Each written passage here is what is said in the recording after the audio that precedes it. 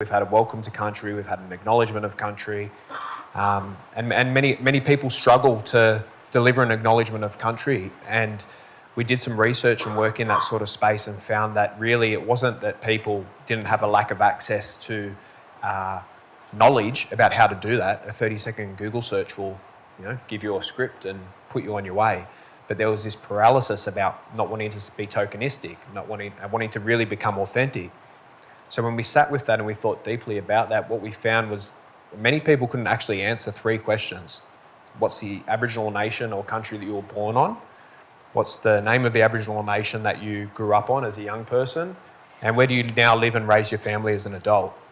And we found a direct correlation between people that couldn't answer those questions, that felt a uncertainty and a sort of analysis paralysis about confidently engaging with that protocol, and those that could.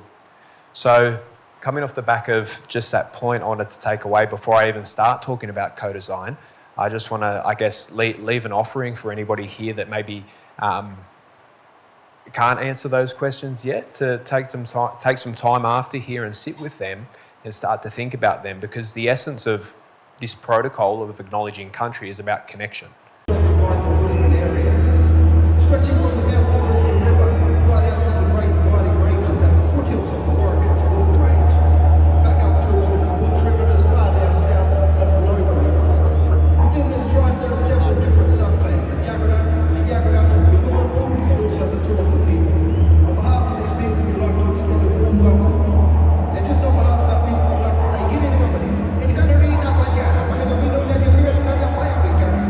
which means we are all welcome together here on this country. And may God and all of our ancestors guide us in peace here tonight. Thank you.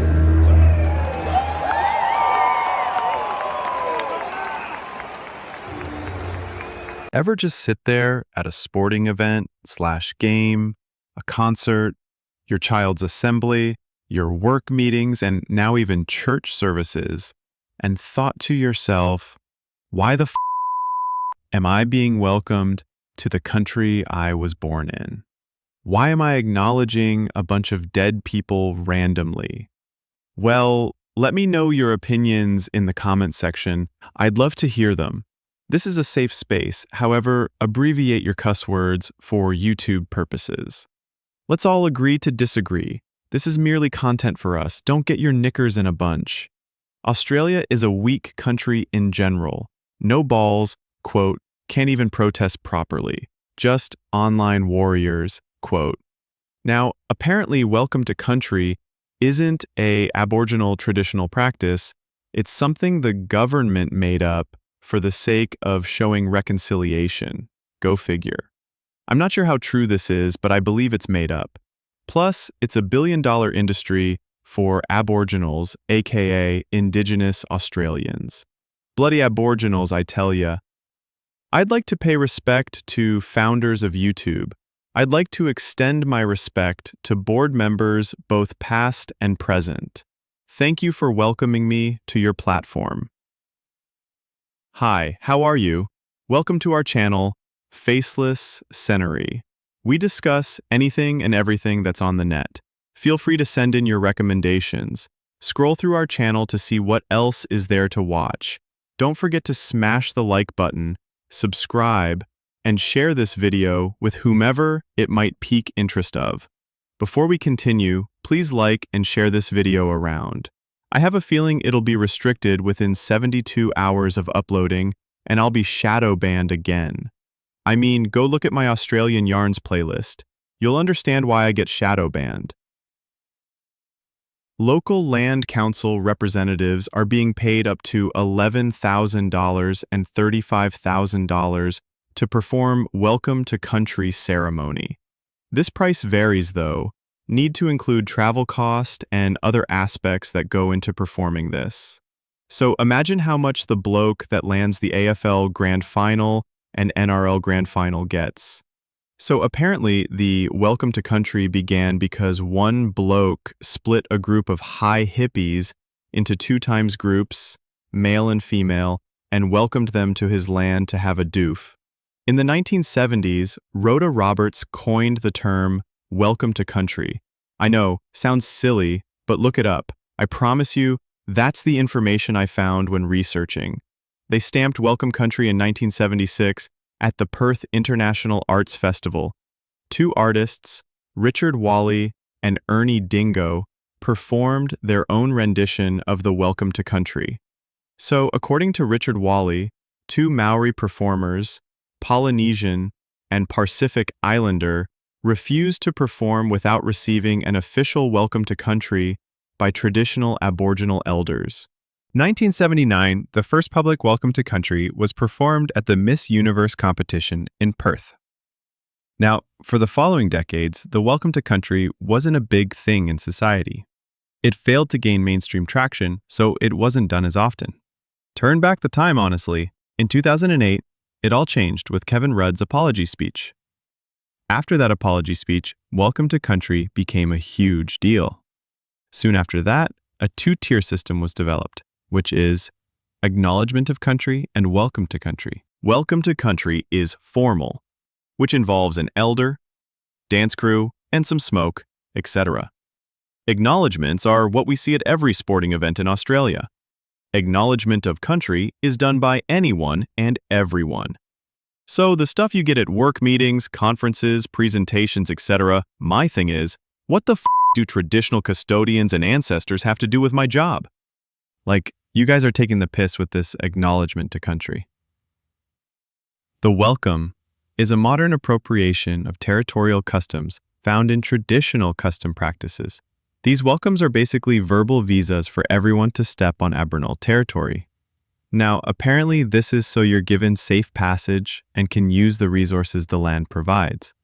Now, the term Aboriginal means indigenous, so technically, if you're born here, you're indigenous to the land. But let's debate that in the comment section. Australian anthropologist M.J. Meggitt reported that men from the Walbiri, upon visiting each other, they'd place their penis in the host's hands. To refuse a penis was a sign of hostility. Let's pause for a second. If you don't believe this statement, simply type M.J. Meggitt and see for yourself. Now, I'd like to believe they're referring to spears, not actual penises. Let me know what you think in the comment section. A spear or an actual penis? Besides New Zealand and islands surrounding, which country have you traveled to where Welcome to Country and traditional practices are forced upon you at every sporting events, meetings, etc.? Attended several rugby games in South Africa. Haven't seen their 11 tribes come on field to perform something like a haka or give a big speech unless it's grand final or opening ceremony like the FIFA World Cup. Now, some Australian scholars are sick and tired of these practices. Few students at NSW University and Queensland University didn't pass a course because they refused to state Acknowledgement of Country prior to a class presentation. Imagine 30-odd presentations being made that day, and you get marked down because you refuse to implement Acknowledgement of Country. I'm pretty sure Aboriginal ancestors, both past and present, didn't help you with your assignment. Let me know your opinion in the comments. Greetings, good morning. Nadlu Naranga Bungarilla. We are on Naranga country. Bani Panagu Bangura Bani Panagu Wardley. This is their country, this is their home. Naranga Dura Boogie Boogaloo Manmana Baja. Naranga people heritage is strong. Nadlu Bamari Badna Angi Yardley. We have come as all people Nari Wogani to walk as one Nalagu Wambana Yungu. and share our experience. Nalagu Dagari Nalagu Gunguri. Our future is in our children. Nayungu. Thank you. A Welcome to Country industry has emerged. It's now a casual job for some. Welcoming people to Australia has proven to hold strong commercial value. So almost every tourist area in Australia have elders who's made it a must that you must get permission to pass through. Welcome to Country is billed under entertainment services. These services range from $11,000 to $35,000 depending on the event, I assume. Dancers, etc. are paid $1,000 to $3,000. Recent investigations showed that the Australian federal government spent over $1.5 million on Welcome to Country ceremonies in 2024. However, this number is much likely to be higher as some government agencies haven't declared their spendings on welcome to country ceremonies. Costs vary as each elders, land council, or community representative sets their own fee based on how they feel. Or as I say, they look you up and down and see how rich you are. There's no denying the increased volume of welcome to country ceremonies at public events, functions, and forums in recent years. We're being robbed blind right in front of our eyes. Half of these so-called elders aren't even old enough to be classed an elder, nor do I think they're aboriginal enough in my opinion, shouldn't be performing welcome to country. Is you're not black presenting, have some melanin on you. They're basically telling non-Aboriginal people that this isn't their country. I thought Aboriginals wanted equality, not division. I thought they wanted to be recognized, which they're no. Or are they punishing white Australians and settlers for refusing to abolish Australia Day? Australia is a racist country. Which country isn't? I also thought it was for distinguished guests like presidents, kings, etc., not no pants-sagging American rapper or your general day-to-day sports. It's annoying having to turn volume down every footy game because of it. The speeches at footy seems to be getting longer and longer. Mate, it's Auskick. Shut the up and get on with the awards. Every single business website is forced to have it either both welcome and acknowledgement to country or just acknowledgement of country. Next, every business will be forced to hang the Aboriginal flag in their establishments. Okay, brother, so do you reckon welcome to country is relevant? I think it has its place and probably not in the public. Oh, mate, I just feel like, if they want to come here and respect this country, then, I'm happy for that. But if you don't, see you later, I reckon. That's the way I feel. So I'd like to give everyone equal opportunity, but if you stuff up, see you later. Honestly, it doesn't really affect me in any way. Like, we're all people and stuff like that, so... Nothing wrong with it, but I feel like there's just certain situations where it should be, it should be done, and certain situations where it shouldn't be done. I respect your opinion, brother. Thank you. No worries, you have a good one, eh? Thanks, brother. Yeah, I don't really mind, I don't really care. There's Aboriginals fought in Anzacs and all that, so I don't see why not. I think it's good. Honestly, I'm not all that fussed about it. I got no issues with it.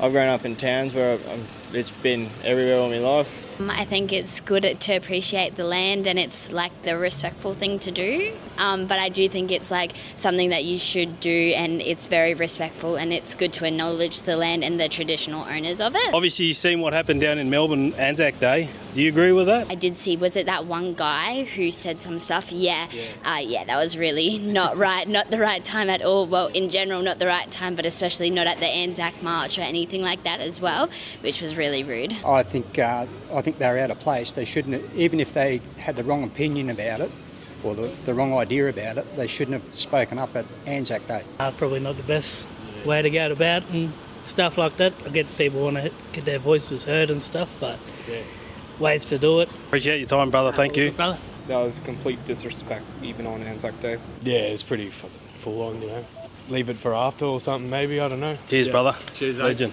Did you grow up in an area where welcome to country was sort of normal? No. I have a lot of Indigenous friends and I've never heard it before until the last couple of years. Yeah. Awesome, mate. I respect your opinion. Thank you. No worries, mate. Yeah, I've grown up in small, pretty much Aboriginal communities, surrounded by, at least if I'm surrounded by the Aboriginal communities, so real used to it, pretty well fucking everywhere I've grown up, so. Yes, everywhere, like every time we had like a special mass or assembly or anything big, we would always do welcome to maths and it was always a normal thing to do and stand up for, well, if you had the ability to, but yeah. Awesome. I respect your opinion. Thank you very much. You feel like it's divided the nation a fair bit? Oh, 100% it is. Definitely is dividing the nation. I think it does, actually, because there's going to be a lot of people that are disagreeing with it and agreeing, even with political parties like Pauline Hanson's party. I know she doesn't like it. Awesome, mate. I respect your opinion. Thank you. No worries. Legend. It has, but everyone's got their own little opinion on and whatnot, so it's just one of those things. You're going to get it everywhere you go. So, Also, mate, I respect your opinion. Cheers, eh? cheers. Legend. Thank you. Welcome country should be around. Little by little, Parliament slowly pushing all of that cultural stuff out, and it's not on. Legend, mate, I respect your opinion. Thank you very much, Thanks, mate. brother. Cheers, eh? Now, in no way or form is this a racial attack. More of a practical outlook. I think welcome to country and acknowledgement of country needs to be limited to distinguished guests such as foreign government officials and royals. Could have had a chance if people voted for Peter Dutton, but no. So how do we impeach Albanese? Next year might get worse and worse with how Indigenous affairs are being handled. Watch the space. There'll be new Indigenous names for things, e.g. Rignakia, Gilantweet Vanekia, Zafunia. Thanks for watching and getting this far. I do have a playlist of just Australian topics. Feel free to go over there and watch our Australian-only content. Share this link around in your Facebook groups, etc. Let's blow this video and my other videos up. I'd like a discussion happening in the comments, maybe even go viral that NITV do a segment on my channel. One can dream. Enjoy your day and turn on post notifications to see what else will be dropping next.